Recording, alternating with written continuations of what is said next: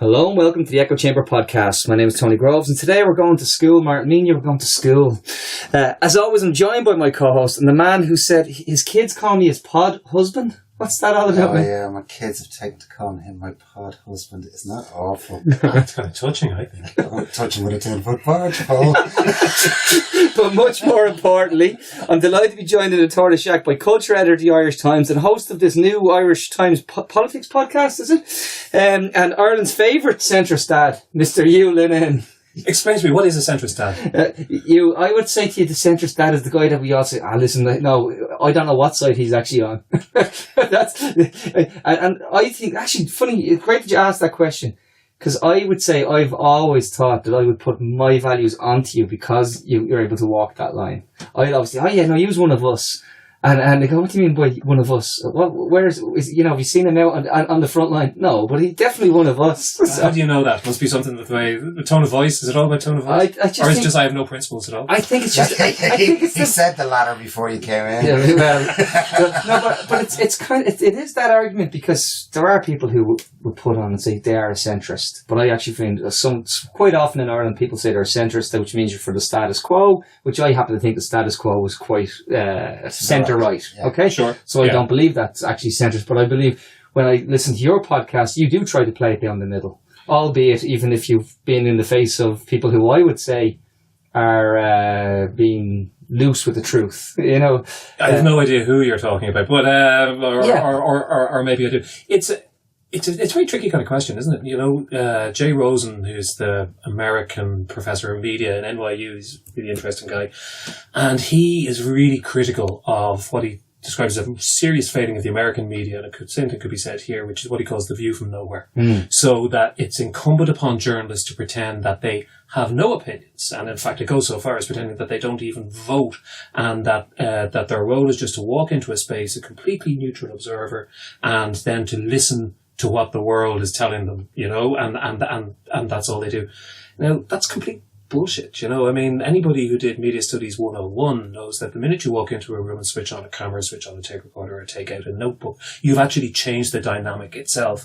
And there is no such thing in a situation like that as a straightforward, empirical, 100% verifiable truth. There is a story to be told. There is sense to be made out of a series of events. And by doing those, that is by its very nature political. So my centrist dad position is perhaps in its own way a political position as well. But I'm gonna challenge that, because when I go by the Irish Times office, I see the billboard and it says, sure, facts matter, or what's the... facts do matter. I'm not saying that there is no such thing as facts. I'm not saying that. Yes, but the difference is sometimes, though, I've seen, so recently we've seen a report come up on myself and Dan O'Brien had an argument online, and in fairness, Dan had argued his side and I argued mine, but we both were arguing on the exact same set of figures. Sure. But we were interpreting them very differently. You know, it really is, he was like, there we are at the bottom of the OECD in terms of income inequality. Yeah. And I'm able to, take out social transfers and we're hugely at risk of it. Yeah. And you're going, so I'm right and he's right, but we're both using the same, and that's exactly the way political discourse should go. I mean, that's the example of what I think we should all aspire to, is people arguing about how to interpret actual empirical facts. I mean, the problem perhaps with politics a lot of the time is you don't do that, and people twist things to serve their point of view to a point by which they've left empirical fact beyond, and we see that all the time. We see it in the current referendum as well, you know, among other things. I'm glad you brought that up, because that's been such... I know you're doing a weekly podcast at the moment on Fridays for that, and I know it's like the airwaves are awash with the repeal movement, but it's starting to... I remember we kept saying, can we have a respectful... And we knew it was never going to be a respectful campaign. We knew that from the outset. But it's actually getting to the point where it's getting grubby now. You know, there's... Well, I have to say now, I've spoken to people who are campaigning, and they are reaching fatigue. They're fatigued at the moment. And it's a constant erosion when they're coming up against negativity. It's a constant erosion. Now, in general, they seem to be getting a positive response, and self and Tony bat this back and forward every now and again. I'm quietly positive. But the alternative, and nobody's talking about this, what happens if repeal does not pass? What then? And I put a tweet out and said, do we have instead of the red and green channels at the airport, do we have a male-female channel? And are women pregnancy tested on the way out? And you better be damn sure pregnant on your way back in, or you're off to jail for 14 years. I mean, really or truly, or are we just, is this referendum really what we're going to say is if it doesn't pass, we're going to just keep the same subterfuge going. We're going to pretend that it's all okay. I don't think I have anybody's no talking. answer to the question of what happens if it doesn't pass. And and nobody's asking the question. What happens if it doesn't pass? I think what you've actually heard though, and I'm actually going to play the role of John McGurk for a minute. John has actually started to almost talk in positive terms about the previous bill, the protection of life during pregnancy. Yeah. Which was something the pro-life side opposed vehemently from the outset. Now they're talking in more favourable terms towards it. So some of them are. Yeah. I mean, it would be very hypocritical for some of them to say that they accept the Protection of Life During Pregnancy Act because, you know, just to name a few, the Catholic Bishops' Conference, the people who were members of Fine Gael and left to form Renua on that very issue, the members of the Iona Institute, and a range of other prominent people on the anti-repeal side clearly were against that bill, you know, when it was passed, vociferously against it. So the idea that suddenly they are against it, it's a kind of strange Damascene conversion. I didn't say I agreed with it. I just said I'd put the little sound bites that have been peddled recently. It's almost. But I suppose, to be fair to them, which is what a centrist dad is supposed to do, what they will say is that nothing will change. They'll say that the current status quo will remain in place. There will be no legal abortion in Ireland on the basis that was proposed, and presumably turn a blind eye. You know. But that brings us on to, and it kind of brings us into very interesting what happened this week with Facebook, with Google, with Twitter in advertising, and how social media influences or doesn't influence elections, and what kind of forces are there from outside trying to influence elections. And can I just come in on that, because I thought it was quite funny, where we're jumping up and down to Facebook and Google, and I know there's been attacks on the Times.ie, for example, people saying, oh, they're predominantly a pro-choice organisation, and I did listen to Pat this morning saying we've been attacked by both sides, and maybe that's what it means to be a centrist dad if we're going to. Or indeed, that could be the criticism of a view from nowhere, because actually one of the things Jay Rosen says, that's a defensive tick which some journalists do, you know, from time to time. They say, if I'm being attacked by everybody, well then I must be doing my job right. Now, I think the job is a bit more complicated. Well, there's more nuance to it than that, but I suppose what I did pick up on that was the word was used, weaponized ads. Okay? Yeah. But that actually cleans our hands of saying weaponized op-eds, weaponized opinion pieces, whether it's been, but weaponized. I think I used the word weaponized myself, and I kind of kicked myself afterwards, because weaponized, you know, there's a whole bunch of cliche, you know, to 2018 cliched words, and weaponized is one of them. Emboldened is another. There's a whole bunch of them. You know, you could do a lexicon of them, and they very quickly become meaningless because, you know, overuse. Through overuse or whatever. Well, it's actually okay. So we just. That's why I'll take you up on it, because weaponize is just another fancy way of saying that this is what you know. It's as if to say in 2018 it's different to what we did in previous elections, or electioneering, if you want to go back to very simple stuff. You know, it was always the way to go with all the billboards, and the United States did better because, you know, they put their name out there. We've seen the cliches. You do have to spend in these elections, and budgets matter. So whether it's Facebook, Google, or anything else, this morning I got two bits of posts from the Save the 8th campaign. You know, they're not being prohibited. Maybe they are suffering on the basis that they had this big campaign ready to go on I have to say, I share the concerns of people like Colin Kenny had an op-ed in the Irish Times today about this.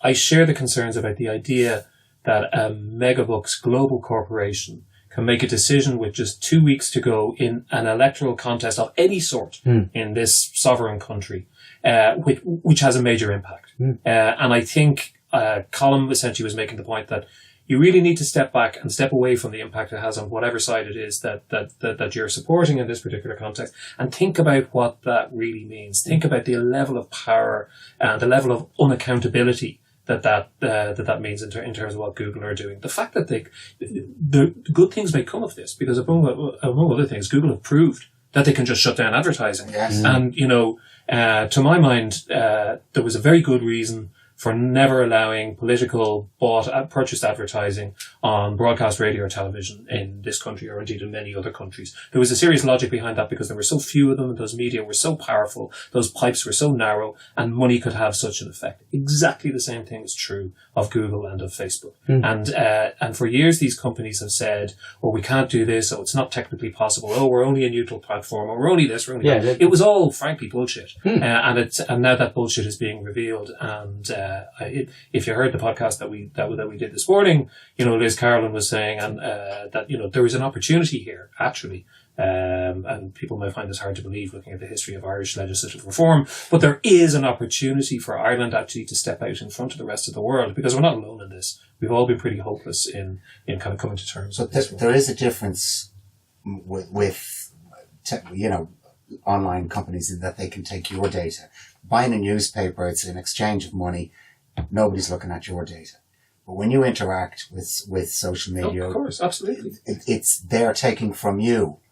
It's not that you're taking information from them; they're actually looking for information from you, and that's kind of different with traditional media. I'm of the camp that believes that we're in a Gutenberg moment at the moment, that the transformation of communications which is taking place is the most profound one that we've seen since the 15th century. And the one that we saw in the 15th century led to, among other things, the Reformation, the 100 Years' War. The world, yeah. And so there is there's no way of knowing where we're going with this, because it's such a profound change, and it extends to everything from these concerns we have about, phone addiction, to the way in which we think about our societies are working, to the sudden apparent kind of instability of long-standing democratic institutions in countries around the world. All those things are connected to that. So I'm certainly not saying, oh, there's a parallel between broadcasters in the 1940s and what we'll do with Facebook and Google. I'm not saying that. There is a real opportunity for legislators to step in here, and it's actually really simple.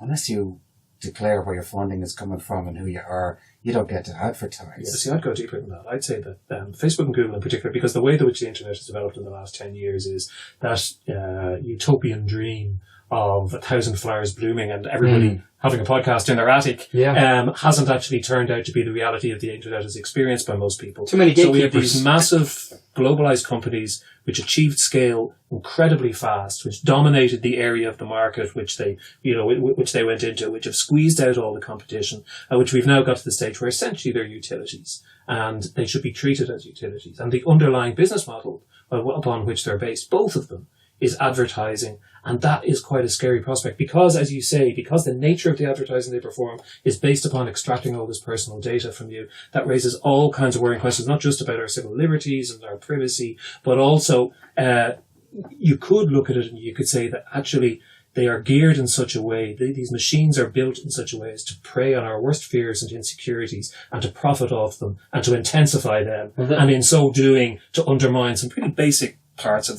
society's fabric. The best minds in the world are working on ways to sell you different cups of coffee. You have got some people who are hired by these people to help move the Google algorithms, make it more sophisticated, to make sure that you see the thing that, like, we all know anecdotally, you're there and you check something on flights, and then the next time you're reading the Indo online, the ads come up and it's for flights to wherever. So there's these weird ads for skanky jackets that keep following me around. Yeah, I really, I don't know how the hell that happened. I really don't want them. It's always the guy that says, "Hey, such and such, why is your website offering me Russian brides?" It's like, because it's what you've always been Google searching for. Please don't look for Viagra, but just don't look up. You take things, it drags you down these rabbit holes. So, for example, people did research after the last American presidential election, and if you watched a Trump video, it would propose you other recommended videos based on you're watching, and the videos would very quickly become more and more extreme, and the next thing you were watching, white supremacy videos, like really, far out white supremacy videos. And so the algorithm tends towards the extreme in order to keep you online. And if that is actually affecting the political information you're getting, if it's affecting things like, there are issues around, around pornography, which certainly would concern me as a centrist dad. And there are a whole range of other kind of cultural as well as political issues that I just don't think you can leave it through, frankly, these, Ayn Rand supporting libertarian gobshites in Palo Alto. I have to agree completely with you. And when you look, I'm just going to take Facebook as an example. I mean, you've one guy who basically set up something to rate women on social media, and it has blossomed into this thing that it's a monstrosity. It's so big. But Martin, 12 months ago, he was going to be president of America. But wasn't he the savior of American politics for 3 weeks. I think. It's going to be wonderful. But in general terms, in general political terms, and I'm including Facebook and Google in this, we've now moved from where we respect curmudgeonly old men who look wise, and now we like the well-coiffed, narcissistic men, and it's the world over. We're now looking, we have Macron, you have Trump is also your well-coiffed narcissistic man, but he's also your curmudgeonly old fart. But you have Leo Varadkar in Ireland. I mean, these guys are... Trudeau, you have to mention Trudeau. Christ. I just... I blame a lot of it. When I look at those, and we could talk the ins and outs of, because some of them, I think Trump represents a different thing from what Macron represents, looking at it from outside. But in a way, they're more like TV stars. It sort of goes back a generation. They don't necessarily... Trump is interesting enough in that he's the oldest of them. He's the closest thing to a social media, a new version of what a politician is in the social media age. But Trump is essentially a creature of television, isn't he? Trump was created by television. And he still talks about it. Talks about my ratings. My ratings. My ratings are great. And it's like, what are you on about? Like, he still talks in TV terms. He still talks in terms of being the guy that headed up The Apprentice. But he is so teaching politicians the world over how to sidestep media and go directly to your voter base. He is so teaching them. And it's a lesson that they've learned very quickly over here too. But if the other part of this, which seems to be the case, is that social media identities, or the kind of identities which we have online, tend to increase our inclination to be tribal in the way that we think about things. So that, there's a lot of evidence again in the States, and maybe we pay too much attention to the States, but very often stuff that happens there comes here, 2 or 3 years later. That being a liberal Democrat or being a conservative Republican is much more powerfully a sense of people's self-identity of who they are than it might have been 20 or 30 years ago. And that is intensified. It's intensified by social media. It's not just about social media. I think it's partly that other things which we used to kind of locate our identity in have got weaker. So the idea that who are you? I'm a coal miner, to take a Trumpy kind of example, is you're not a coal miner anymore. You work casual shifts in a Walmart. So you don't necessarily have that powerful sense of identity anymore. Yes. So your new sense of identity is your Make America Great red baseball cap on your Facebook avatar. And there's a lot of othering that goes with that as well. Totally. Well, the origin of Make America Great is purely clan in origin. It's KKK. It's the song itself where the line came from was a clan, a clan rally song. This is what we're talking about. Now, there's two arguments there. Yeah, it's tribal. Yes, it's actually, it's attracting in people and giving people a sense of maybe worth, where if you were a coal miner and then you felt less valued, now you feel maybe part of the tribe again. The danger of that is when it tips over into as you said, the more the stricter the adherence, the more. But also, my question is, what is your online identity? I don't just mean your online identity. I mean my online identity. I mean everybody's identity. I don't really do Facebook. I do Twitter. I mean, 25 years ago, when this ideal was held up that everybody could be a journalist because of technological revolution. The gatekeepers were out of the way. Everybody could go out and do the job. It would be democratic. It would be liberating. I don't think anybody realized that what that really meant was everybody was going to be a bloody opinion columnist. you know, which is to be honest is the least useful form of journalism in the history of media. But that's the way that it's turned out. I so agree. You know, nobody's going along to cover the council meetings, or very few people are. Nobody's doing the kind of work that Gavin Sheridan's doing in his spare time, going out, rooting out FOIs and that. But everybody has a bloody opinion. I think that's probably the reason we reference Ken Fox more than anybody else in the globe, because we know Ken is actually doing the FOIs, he's getting the details, he's showing us the actual mechanics or the facts and figures behind it, because that's journalism, you know. Because we tend to be talking heads in here, having sure, we do too, but both of us have experience in digging for stuff as well, and in finding stuff out, and we do have experience. I'm not talking about you guys. I'm just talking more generally about the way in which that dream of journalism for everybody has turned into opinion column. We are one of those X Factor shows. It's all about the personality, but that's more we're sort of in that cult, that time. It's a time of me, sure, and we're seeing trapped in this time of me where everything is about the individual, the person. And of course, it's all superficial. It's all looks. It's what people are really makes people tick is not making the front page of newspapers. It's, you know, somebody got the boobs out. That makes the front page for a newspaper. Why can we care? And this isn't partly about social media. One of the things I really think while we're talking about how media is changing is that people go, oh, you know, all this started happening in 1992 when the World Wide Web was, or when Google was set up in 1999 or whatever. But actually, a lot of these trends started happening back in the 70s and the 80s, and things like the splintering of traditional media with the arrival of cable TV, or the way in which newspapers, including my own, got bigger and bigger and bigger, and more driven by lifestyle and personality, which was completely, you know, market driven. Yeah. So you look at an Irish Times from, 40 years ago.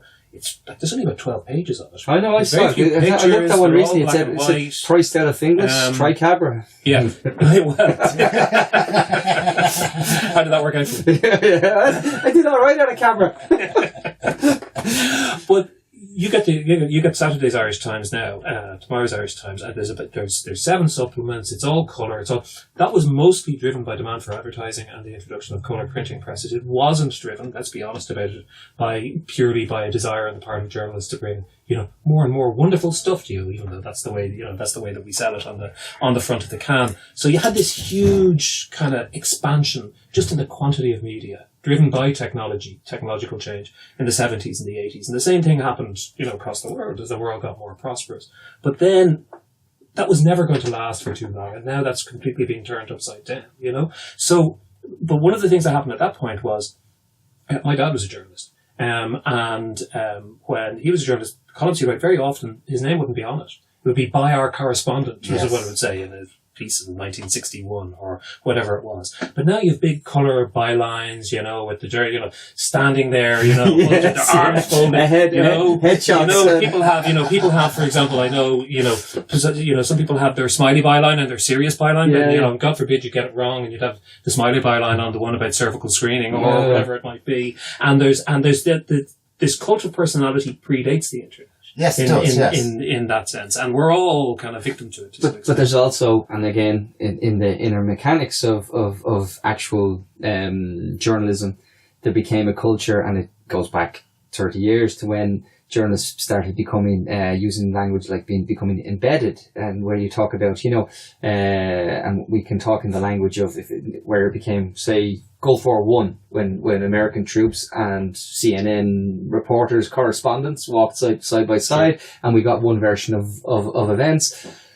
We're reaping a legacy now years later, whereby this is all looking very bad for everybody else, but it actually filtered down then into when and I'm going to go there and say when Leo Varadkar stood up and as his first ever press conference as Fine Gael leader, he took the questions from the floor.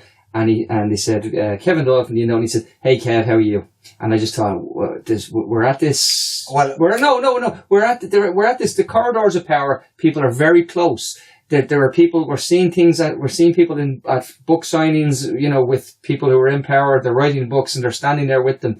There is also an onus on people to at least actually show some sort of level of restraint and some sort of separation because if you're going to actually, but it's a very, very common professional hazard in the trade of journalism to be captured intellectually or psychologically by the people who you're covering. And you see it again and again. There's particular dangers in business. You absolutely see it in politics. Yeah. You see it in sport, in the kind of the way the relationships between you see it everywhere, really, because in fact, the nature of the relationship is, I'm covering you. But I also need information from you. So there is this relationship where if you give me information, I tell you exactly, tell you where you see it worse is coverage of the Gardaí in this country, where crime correspondents live or die on the basis of their access to information given to them under the counter by specific members of the force. And so that therefore they are absolutely open to being manipulated and being used. And also, to seeing things through the guards' eyes rather than the eyes they should be seeing them through, which is the eyes of their readers, And that is an absolute occupational hazard. Whether it's got worse, perhaps one thing that's contributed to making it worse is the fact that journalism is now seen as a almost exclusively middle class profession. Yes. Now I'm able to say this because I never had a day's training, and it shows in my journalism. But it used to not be that. It used to be seen as a craft or a trade, rather than a profession, something, rather being akin to being a solicitor or a doctor or whatever. I've very seriously been thinking, when the kids in sixth year and they go and they meet all these people who, what career will you go on? And I'm thinking political advisor. I'm thinking to put up a stand for political advisor, and every kid that comes up to go, get a journalism degree first. And that's how you get to be a political advisor. I don't think anybody should get a journalism degree as a primary degree anyway. Whatever about, and there may be pros and cons, although I still think you're better off going out and just getting a bit of life I agree. Under your belt to doing a 1 year postgrad or something of that sort when you're into your 20s. But the idea that you go into a journalism course at 18 seems kind of absurd to me. We were lucky to have Paul Hosford a couple of days ago, and he spoke. Paul's from Blanchardstown, and he spoke about the actual lack of working class people coming in. He also spoke about the lack of people of colour and migrants. Like, we've 20% of our population are first generation Irish or new. We don't have that representative in nothing like that. Nothing like that. And he was the first person to call it out to us, Martin. He was but in fairness, journalism is not alone in that. We don't have that representation pretty much anywhere within the state. I don't think journalism is no. But in the context of this conversation now, I'll bring it back to a very basic level in the banks, where one of the banks when I I was in a good while, but I remember the first Asian staff member, and he was brilliant, and I mean brilliant. The guy had bloody degrees and everything else coming out his ears, genius. And he kept sticking this guy on the front counter in O'Connell Street because this is where he had to live. And I'm looking going, this guy should be really running a branch of his own, or at least actually restructuring loans or building these things. But no, we needed to have him front and center as a. But I take that. But come back to my point. The fact that journalism has lost that slightly disreputable character it had. That journalists were people who, maybe drank and smoked a bit too much. Lives were a little bit messy. The nature of the job meant they had to be up until 1 o'clock in the morning before the paper got away. It wasn't a 9 to 5 job, and they didn't necessarily come from from one particular stratum of society. Now that all of that has changed, and that they are largely white, they are largely middle class, they are still predominant. There are far too many men. The gender balance is really bad as well. Well, then it is arguable that they are more prone to that form of capture, because they're there with people of a kind of similar thought process, a similar background, and who perhaps are making more money than them as well, which creates a kind of a weird kind of. I actually had that conversation with a journalist. I won't even mention her name, but I had that conversation, and I was saying, you're working for X because you fit X's criteria as a journalist, and he was going, oh no, I'm working for it because I'm a class journalist, I'm a stand-up guy, I'm really good, and I'm going, no, you're there because you write the stuff that they want you to write. If you weren't writing what they want you to write, you wouldn't be there no matter what you think of yourself. You wouldn't be there. But then privilege kicks in. He couldn't see that. He couldn't see that it was privilege that had him where he was. Plus, he's not going to rock any boats. And not the fact that he's not there because I don't think most people are certainly consciously lying to themselves or lying to others. The question comes up very often of how do proprietors or people who control newspapers, how do they exert power on the editorial positions taken by those newspapers? And that means everything from a decision by the editor of what the page one lead would be, right down to the way in which a relatively junior reporter frames a particular story on the bottom of page 7. And my experience is that stuff doesn't work in a vocalized way.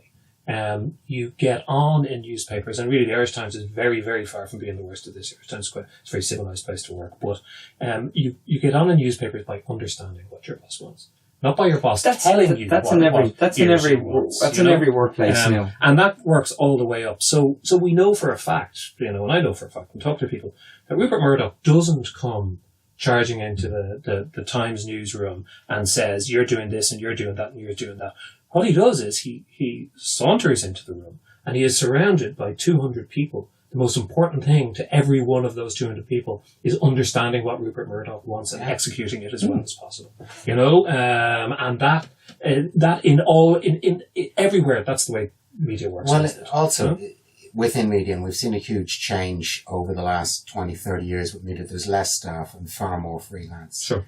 So when you're freelance and you've got to make a living out of being a journalist, you're going to write what's going to be printed. That's what you're going to write.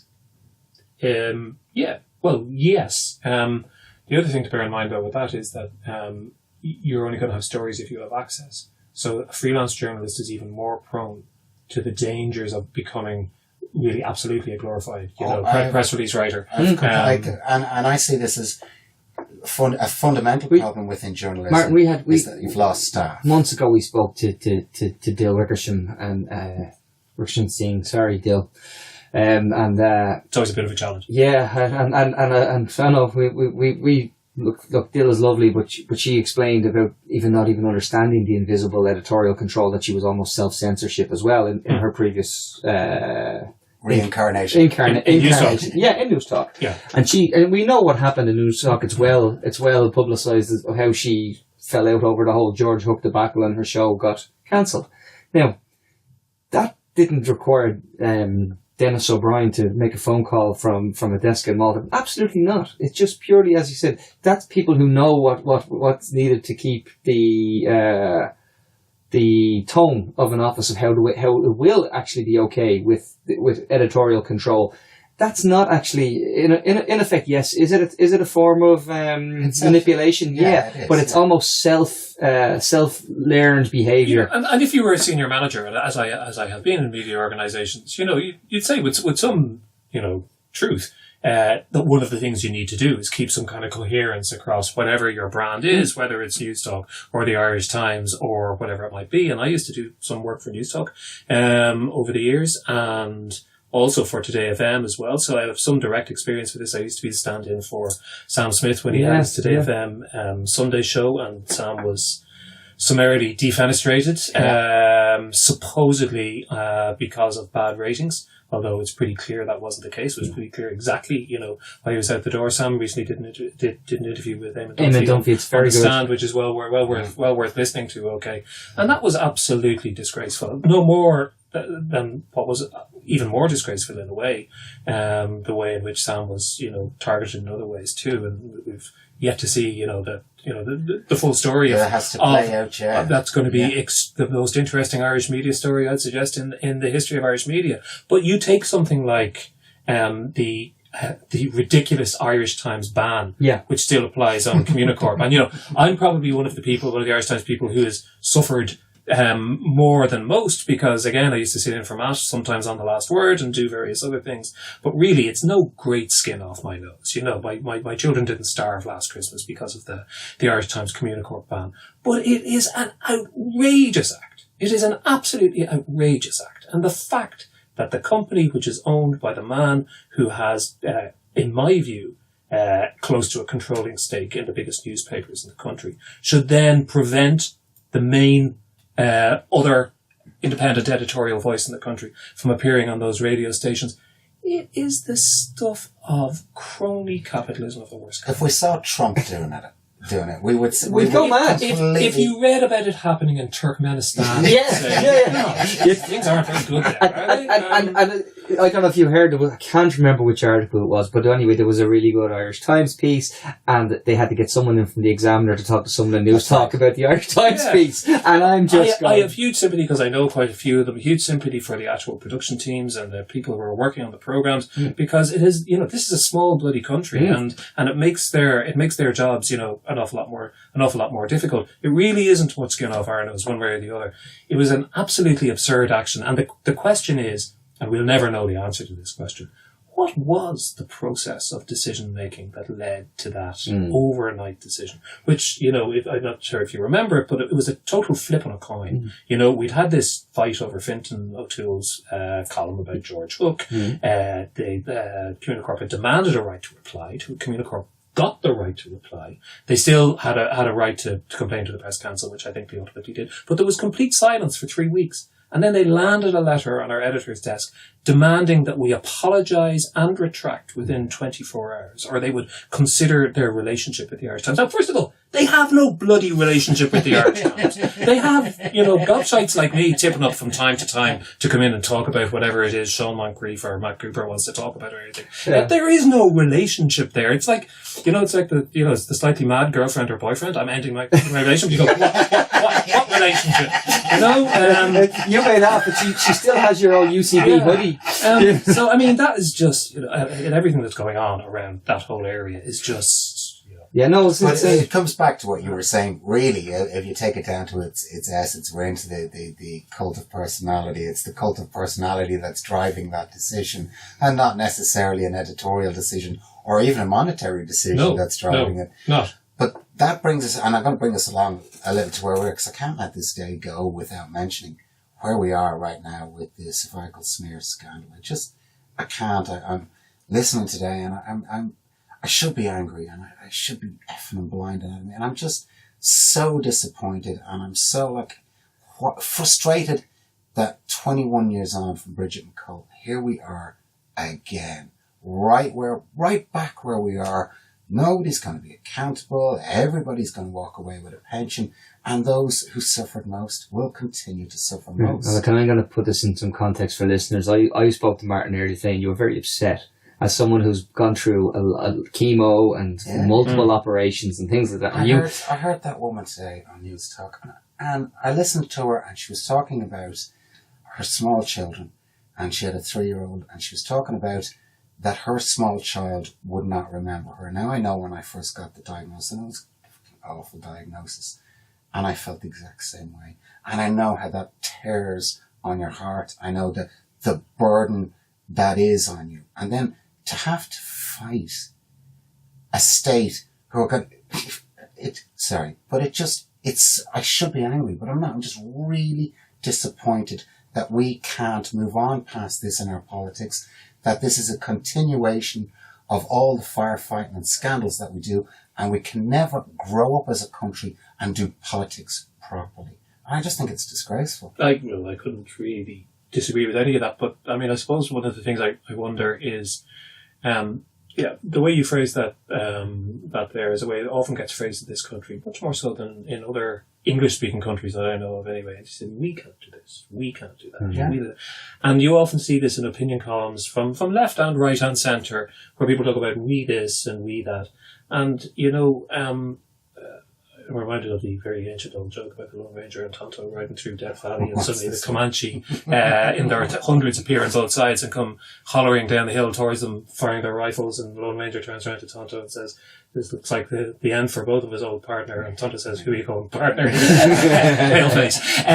But this it's a very powerful idea in Ireland, or a very successful one anyway. This idea that we are on a collective mission with a collective purpose, and all our interests reside in the same basket. You don't hear that so much in other countries. There's an idea that there are competing interests, and there are different views, and there are different values, and that there is, to use in the 200th birthday of Karl Marx, a dialectic between those, which will work its way through And that's how the political process and processes of social change and improvement work. And I sometimes get sick of the we thing, because I don't feel personally responsible for the failure of the structures which led to this. I'd much rather, and I know what you're saying about that feeling of just sheer exhaustion and helplessness and all that kind of stuff, but I'd rather go in, to come back to what you were saying about journalism, and say, well, how did this happen? And I'm not talking about, is it Tony O'Brien's fault and should he lose his pension? Because I really don't care that much about that. What I'm interested in is, Pat Leahy wrote a piece a week and a half ago, and this core question of mandatory reporting of these things. And why was that not in this legislation, which was considered at length in 2015 and 2016, and again was raised by politicians, and particularly by some, very active independent politicians like Claire Daly. Claire Daly and Nick Wallace tried to slip it in, didn't they? Yeah, well, they tried to get it in. But it was also subject at the initial committee, as I understand it. It was a subject of a lot of debate, but somehow mysteriously didn't end up in the final report. And finally, in some kind of a backroom deal between Fine Gael and Fianna Fáil, it came out of the legislation and it was gone. Now, what I really want to know is why did that happen? How did that happen? And who talked to who? And what was the process? And how do we stop that happening? And that brings us, I suppose, to the what's a fundamental question, which is the nature of our politics and our political system. Well, the nature of our democracy. Well, it is the nature. Sure. And that's where you say the dialect, and we again back to the same argument. We're going to have, when you have a government that has flipped, and I'm talking about, because now when the government stand up, they've been very good at having in the background the government of Ireland in the background. If you've noticed, is the tagline on all of the pull-up charts that go up, everything is the government of Ireland. But if you take that as a 100-year snapshot, it's Fine Gael or Fianna Fáil, it's Fine Gael, it's Fianna Fáil, it's Fine Gael. And there hasn't actually been that real... The two-party system has served America in terms of, at least there's been some form of, until maybe recently, there's been some form of, where we believe in one way and you believe in the other. There hasn't been... Although that's not sure if that's the case, because one of the things about the divisions now in America is that you previously had this weird situation with your two-party system where you had some Republicans who were considered to be more liberal than some of the Democrats, and you had a Southern Democrat caucus which was both racist and extremely conservative. But I take your point up to a point about the two-party thing, but I think that there is, on the basis that I'm sitting in a room with two men of the left, broadly speaking, there is a flaw in the way the left thinks about this from time to time, because, and this is not a new way of thinking, it goes all the way back to the 1920s and Labour must wait and all this kind of stuff, and the foundation of the state. That we haven't got to grips with what I think is a reality. You said at the outset that people who describe themselves as centrist or non-ideological are more often than not, I may be misquoting you, but are essentially a conservative position or a right of centre position. Yeah. That kind of self-effacing ideology is by its very nature, a right of centre.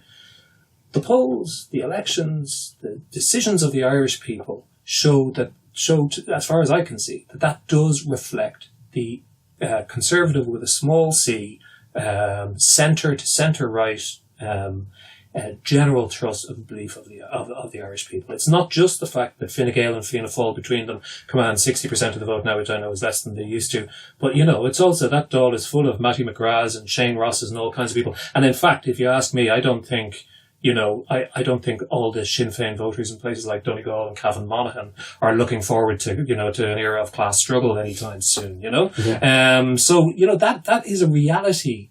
And then you can ask yourself about why. I say that all the time, though. I always say that, and I always get shot down because he would shoot me down, and I would say the simple reality is we go, oh, that's not us. It is bloody us. We are two lads here, and because we're talking in our echo chamber, we probably think we're more than that. But the simple fact that the simple numbers don't bear it out, and there is a large part of the Irish electorate who are happy enough to drift along in that, but there's also some sort of need for a real awakening to the fact that you can't have both. You can't have property prices that are going to go up forever. That's not sustainable. The answer to the last crash is not the last capitalist crash is not hyper-capitalism. It needs to actually be some way different. There needs to be actual brakes put on the system. There needs to be some sort of actual real regulation. We blew a chance when the IMF arrived. They gave us a list of things we were supposed to do. We did very few of the reforms that were supposed to be implemented. So you're doing the weeping again? Yeah. But I'm doing it only because I give a damn, because I But you didn't do it. Yeah, but you didn't do it. Well, I did some of it in the banks. I was somewhat responsible. But I do turn around and I talk to people who when I see the cycle repeating now, and I talk to people, I look in the central bank and I saw Governor Lane saying that property prices may fall. And I saw people treating this as if it was going to be a bad thing. And I thought, well, I don't know about that, because I'd rather children be allowed to grow up and actually aspire to own a house. Because at the moment... Oh yeah, but okay, from my point of view, I don't live in a society anymore. I live in an economy. And it's shown that money is the bottom line in an economy. But did you ever live in a society then? Do I think... I've always found Ireland... I mean, I got the hell out as soon as I turned 18 because I couldn't stand the place. I've always found that it's very backward, very insular. I think the politics of fear is flogged here, in that there is no alternative to Fianna Fáil, Fine Gael, whereas across the rest of Europe, they metamorphosize, they become something else, it develops, it grows. What doesn't grow withers. What we have here is two withered old nuts hanging on. Sooner or later, once you cross that Rubicon, once you get rid of them once out of government, that's it. They're never back in again. They're never, ever, ever getting back in again. I have no idea whether that's true or not. I have no idea whether that's true. I have no idea whether that's true or not. I think the biggest change in Ireland will be a government without Fianna Fáil or Fine Gael. I think it'll be the most fabulous change that has hit us in 100 years. I also think, like Brendan Ogle said, we are only 100 years old. We're infants on the world stage. Well, we're still learning. Most of our fellow European countries in the EU at the moment are no older. You know, there's a certain amount of, if I may say so, there's a certain kind of narcissism about, or maybe it's a kind of reverse, whatever the opposite of narcissism is, about the way in which people talk about Ireland a lot, as if it's kind of just, it's the worst place, it's the most backward place. It can't, you know, it's aided by this kind of bipolar economy that we have, with this boom bust kind of bullshit. But really, what about an alternative proposition, which is, it's a, small to medium sized little country. It's a bit shitty. It's got a couple of things going for it. The weather isn't great. Suffers from some serious psychosexual hang-ups because of its religious background, plus a bit of weird post-colonial stuff. Bigs itself up more than it deserves, actually, in terms of its actual scale. Country at the centre of the world. Country at the centre of the world. That is just something else, isn't it? But what about the idea that this, and maybe this is the centre stad thing again, that the idea that, yes, there are lots of things that are wrong. There are some things that are right. I don't fully agree with you that it's as backward or more backward than other places. I think if you went to if you went to Slovakia, to pick one at random, I think you'd find it was probably more backward than Ireland. I think there are elements of the fact that so many Irish people have either left at some point, as you did and I did, and that Ireland has a really large community now of people who've come in, means that I don't actually think of it as being backward in that sense. I think it's backward and dragged down by certain institutions which have proved really difficult to update or make fit for purpose in the 21st century, around education and around health and around vested interests in the legal system. It's really bad at that. I think one of the things that is true, very often things that are good are often bad, right? So one of the things that I like about Ireland is that it is its kind of intimacy, and the sense that you could walk into a room and there could be anyone there. One of the bad things about Ireland is its intimacy, and that people can walk into rooms and give a nod and a wink to somebody and get things sorted out on the slide. Yes. And one of the real problems, I think, with our political system is not just the Fianna Fáil, Fine Gael thing, but it's a lack of faith in the ability of political mobilisation to deliver real change within the system as we have it at the moment. And what then replaces it is an all right, I'm all right, Jack kind of a thing. That's one of my favourite terms. That is my...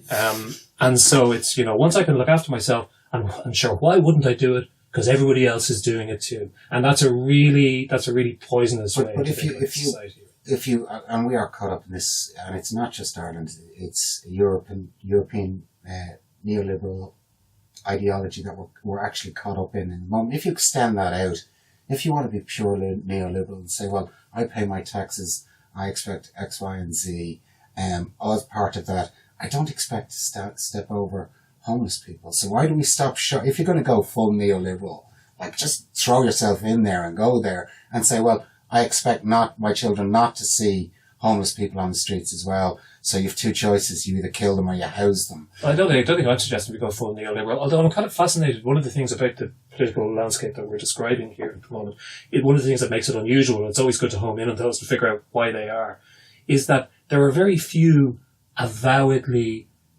conservative people in the sense that you would get in Britain or in France or in Germany, where a Christian Democrat or a Tory would stand up and say, I believe that the market is the best thing to deliver the best outcomes for most people in society. I believe people have a right of. Why don't we have that? I mean, there are clearly people who believe. Oh, I've had somebody sit where you were and say that. But who? Brian Hayes. Yeah, well, I don't think you even hear that very much from the party that in theory at least is his party is the one that's closer. Is closer to that position. I don't think you hear that articulated very much, even by the Christian Democrat. Well, I mean, you say neoliberal and most people just turn off. I mean, the phrase doesn't actually mean a whole lot to them. Well, I think it's one of those phrases. That's another one of those phrases that has become kind of meaningless. I mean, hyper-capitalist is we more... know what it means. We know it's the kind of it's the right-wing backlash against progressivism, which began in the 1970s and which came to actual full fruition under Reagan and Thatcher and a range of other countries. And then Clinton and Blair actually ramped it up when they were supposed to be. Whether it was ramped up, you could argue that the traditional social democratic and centre left parties made an accommodation with it in the 1990s. That's my point. When Blair changed the actual the Labour founding document, he actually modernised it to more in keeping with that mindset of the. Yeah. He went to Mondeo Man, if you remember, and we had this. But let me, for the sake of it, let me play devil's advocate here. I mean, you mentioned Dan O'Brien, for example. Now, Dan, I think, does articulate some of those points of views, quite well. And one of the things, and this may be what you were having an argument with him about, I found it very interesting. He was making some arguments about social mobility in Ireland in the last 20 years. That's it. And he was talking about, now maybe you tell me, because I didn't see your argument, but that, his read on it was that there had been remarkable upward social mobility. Mm-hmm. There were fewer unskilled labourers, there were fewer manual labourers, there were fewer people working in farming, there were more people working in administration, in high skills technical occupations. More people identified as managerial level and above, 50% uplift in 10 years. Yeah. So, because there is another argument, and I've done in the podcast I do, I seem to occasionally find myself talking to all the whole burgeoning industry of people who are talking about the rise of the populist right and where it's coming from, and all that kind of stuff. And what they describe again and again, one of the recurring things is this sense of economic stagnation in certain countries, or more precisely in certain parts of certain countries. Mm. So you used to vote communist and you live in a northern French mining town, or you used to vote Democrat and you live in Youngstown, Ohio, or we know all these. You're in Sheffield or whatever it might be. And on the island of Ireland, because of our rather peculiar history, wasn't it? Somebody said, we went from, barbarity to postmodernism without an intervening period or whatever it was, that you don't have these huge post-industrial areas. Of course you have huge social problems, but they're not structured in that way, because a lot of this is about, memories of something and the sense of something being lost. Not a lot of people in Ireland feel they lost something. The only people in the island of Ireland, I think, who feel as a cultural section that they've really lost something and who resemble that right-wing backlash are probably working class unionists in Northern Ireland. Yeah. And it's interesting to see that's the closest parallel you see on this island between, and they have links obviously then with some of those political movements. But we don't see that here, I don't see that in Dublin. I'm not saying I don't see all kinds of. But I think that's down to we in essence we have the population and the economy of a small city. We are only a country by default of water around us.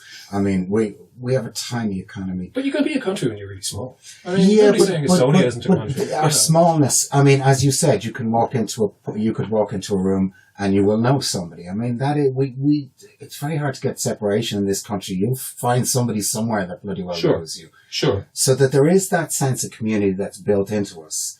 There's always somebody there who knows us. There is always somebody there who knows us. So we don't have that kind of alienation that exists in other countries. But what I'm saying is there is research, and research should always be taken with a grain of salt. But most of the research that I've seen shows that Irish people are quite optimistic and are quite happy. I mean, and that is reality. And I wonder sometimes about the disjunction between, and this is not remotely to downplay what you were talking about earlier about what was going on today.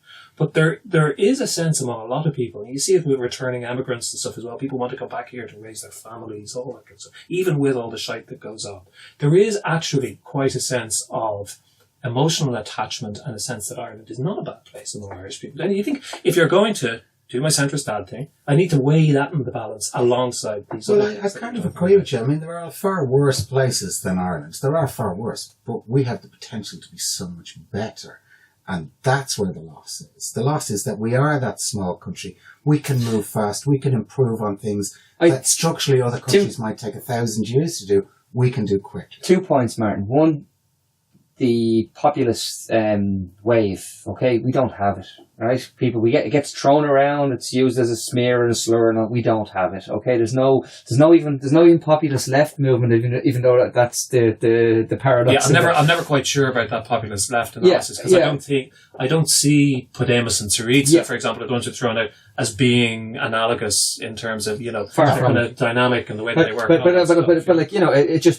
it defeats the debate because when you have a conversation, I watched Tonight TV3 a couple of weeks ago, and Luke Ming said something, and the first thing was said back to him by a Fine Gael representative was, "I'll go to Venezuela." And I thought, oh come on, the standard of debate here is just not even a debate at all. We don't have that populist left. We don't have that, and nor do we have, thankfully. There are elements, and of course there are elements, there's fringe elements everywhere of populist right. But what we do have is a cohort of people who don't think the country's a kip. I don't think it's a kip. I do think we have a lack of ambition. And I know you're saying I'm using we again, and you've got to kill me. He's looking, listeners, he's giving me a dirty look here, like my centrist dad is going to give me a lecture. But the reality is, there are better ways of doing things. And I'm going to go back to a very simple premise that bothers me greatly, and it itched at me for the last 2 years. We produced a report that said we can feed 50 million people off the island of Ireland. That's how much food we produce out of this country by 2020. And I just remember laughing that this was in 2 years ago. We weren't really talking recovery yet. We were all in the doldrums, and this was the report. And I said, okay, simple, stupid thinking, stupid logic.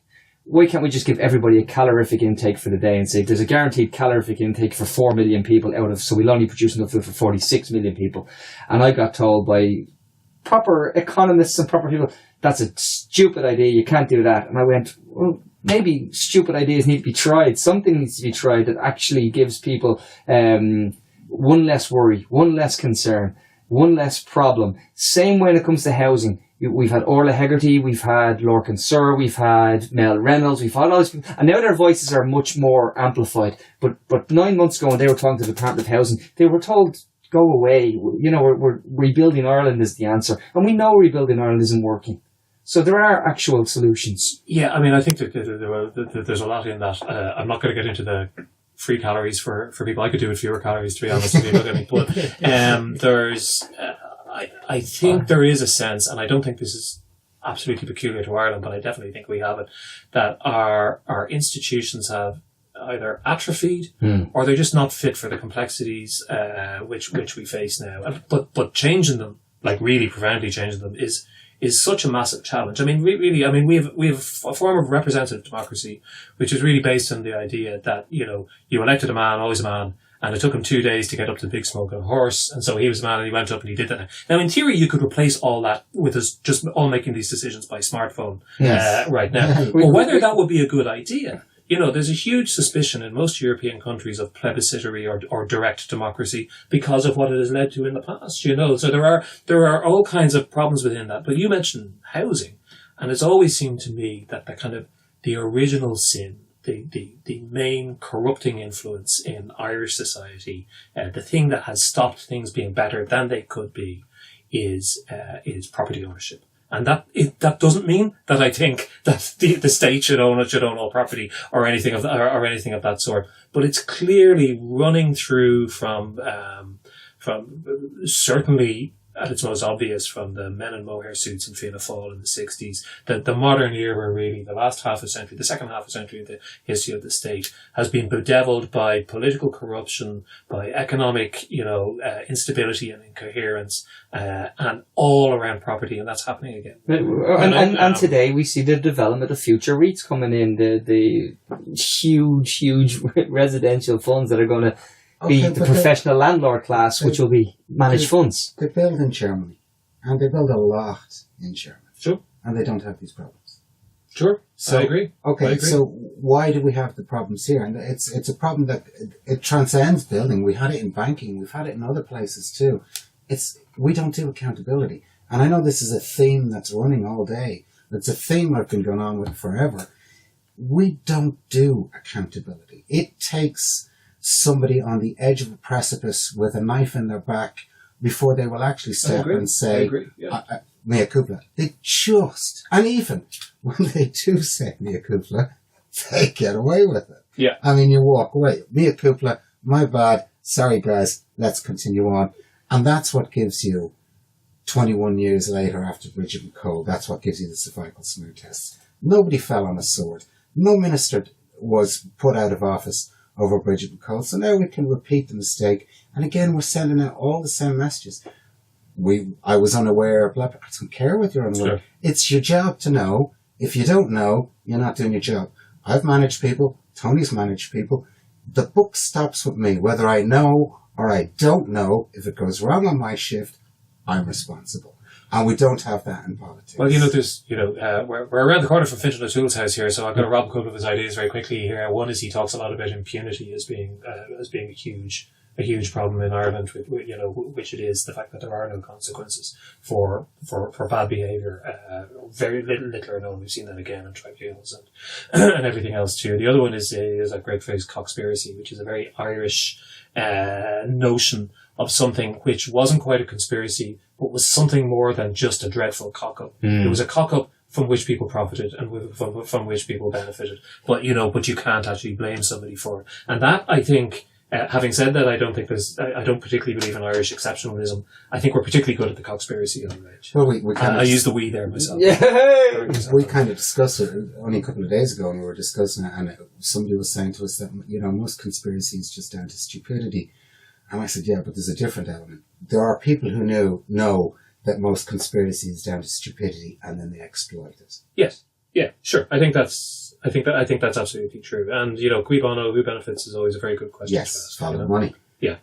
So when you were talking earlier on about cervical screening, the other part of this is the failure of our institutions and of the state to put in place a proper mediation compensation scheme, which is why the unfortunate people are dragged up to the doors of a court and put through absolute hell alongside while they're having the worst time of their lives, often because of awful health experiences or having a child with severe difficulties, and they're forced through this system by the state. Now, who benefits from that? The legal profession. The legal profession. Yeah. Now, the legal profession is pretty well connected. I don't sound like Shane Ross here. No, but when the IMF did arrive and say, you need to reform it, and we didn't. There's nothing done with that. No, I'm conscious we're taking up a lot of your time. It's pizza night in my house. But we need to start heading for the wrap up here. But I think we've touched on a lot. But I do agree. I do think we do have. Obviously, we could talk about a deficit of accountability. But it's not just in HSE, Department of Justice, the banks. It's across. It is something that as a culture, we kind of seem to get onto the next scandal next week. But let me ask you this, because you say Fine Gael, Labour, Fine Gael, Fianna Fáil, to have a government without any either the minute would radically transform or be a major moment. I look at Sinn Féin now and I say, Sinn Féin looks to me like the new version of a catch-all Irish political party rooted in the revolutionary tradition but becoming comfortable with the trappings of power. Is it really going to be that different? Is it, What I think is that over decades of relationships between civil servants and politicians, and it's institutionalized relationships that go beyond the individual. You can have a Secretary General that has dealt with 3 or 4 governments, always Fianna Fáil, always Fine Gael. I don't really see politicians as the problem. They walk in. All they're about is re-election. I'm not talking about the politicians so much as the parties here. Well, I'm talking about what's really running the country. You've got to break that relationship between the top civil servants and those who are elected into parliament. So you're saying if Sinn Féin went in, the relationship, the dynamic would change between the top civil servants and would absolutely change. And there's only one way to test that. Yes. So anybody listening, you'll be voting Sinn Féin at the next election. I'm not particularly singling out Sinn Féin. I'm not. There are great people in opposition who would be very good in government, who would be really good. Now, whether they're all in the one party or not, that's a different question. But they could change the dynamic. It's no longer press the green button, get free plus publicity. If somebody who goes in and goes, well, no, I'm not going to press the green button because I'm ideologically opposed to that, so I'm pressing the red button. Stop what you're doing. We'll say the PSC, for example. Well, just a pure example. Somebody should have pressed the red button on that long ago and said, we'll have the conversation. Mm-hmm. Yeah, sure. Okay, but they didn't. They pressed the green button because the green button got you free advertising. And the green button gets you elected again. Now, when you have somebody who's ideologically opposed to an identity card, they're not going to press that green button for free advertising. They're going to press the red button. And then the civil service is screwed. They have to start all over again. They have to have the conversation. I'm not quite sure what the point is there, though, because it seems to me that politicians are, human beings like all human beings, and they react to stimuli and incentives. They stay away from things that will hurt them, and they're drawn towards things that will help them. And the electoral system, which is largely what drives them, not exclusively, but largely what drives them, the stimulants it provides are certain kinds of behaviours, and those kind of behaviours are probably inimical to some of the stuff you've been talking about there. Focusing on parliamentary work, focusing on legislative work, spending the time to do that, and to have a clear set of principles and sticking to them. I'm not saying that there aren't now and there haven't been in the past politicians who did do that, and there has been. But the preponderance of elected politicians, and I should just say that I really hate the idea that, that the whole all politicians are terrible. Politics is by nature, a kind of a nefarious kind of activity. I think that's a really poisonous activity and a poisonous idea, and it's not true. I don't think. But what politicians do is they react to the stimuli, and those stimuli are provided by the electors. By what they want. They want Shane Ross in his bloody Garda station and stuff. Well, we want our football pitches down the road in the field. Well, of course you do. Yeah. But then look back. We've had really good politicians in the traditional parties who've stepped out of the boundaries and have made real difference. Donegal O'Malley, for example, I greatly admired Donegal O'Malley, and people say, "Come on, Christ Almighty, he was fairly to the right," and he was fairly to the right, but he made a significant change in this country, and he did it as a maverick within a party, and he made a significant change that affects all of us up to this day. So that's the type of politician I want. I don't want this herd mentality where they all just say yes, yes, yes, yes, yes all the time. I want somebody who can think outside the box. Somebody who has confidence enough in themselves. Well, you see, I'm going to disagree with him. This may give away some of my under my centrist ideas, where I tilt slightly. I think the problem with Donegal O'Malley is that he was a maverick within the party that Fianna Fáil was in the late 1960s. Personally, I'd prefer to Clement Attlee. I'd like a nice, boring little man with a moustache to bring in a National Health Service and a range of other institutions which will stand for half a century and more after his death, from a large party, which was the government party, where everybody was supporting him in that. I'd rather have a Clement Attlee than Yeah, John Kamara. I agree, but I think there's the difference between Ireland and England. We don't actually work that way. It's going to take a maverick to do things in this country. It does always take a maverick to do something. I mean, our history is born out of a group of mavericks who decided to take over the GPO. I'm not so sure about that. I'm not so sure. I think that's a nice place to leave it. We can leave it on the conflict with a small c. Well, thank you so much for coming on and having a chat with us. It's been really interesting. It's been great talking to you. You really, thanks for coming in. We do appreciate it, and we'll whisper, but we're big fans, you know. Don't say that. I'm big fans of yours. Yeah. Listen, what do you guys call again?